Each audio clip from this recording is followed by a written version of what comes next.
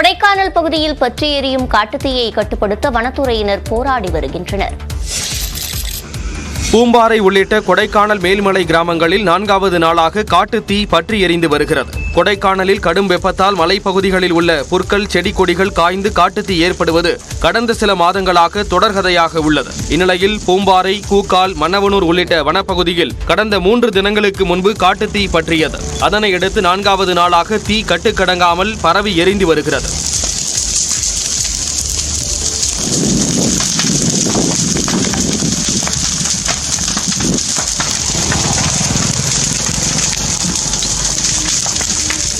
அரிய வகை மரங்கள், மூலிகை செடிகள் உள்ளிட்டவை எரிந்து கருகி வரும் நிலையில் மின் கம்பிகள் சேதமடைந்து மின்தடையும் ஏற்பட்டுள்ளது. காட்டுத்தீயை கட்டுப்படுத்த வனத்துறையினரும் தீயணைப்பு துறையினரும் தொடர்ந்து போராடி வருகின்றனர்.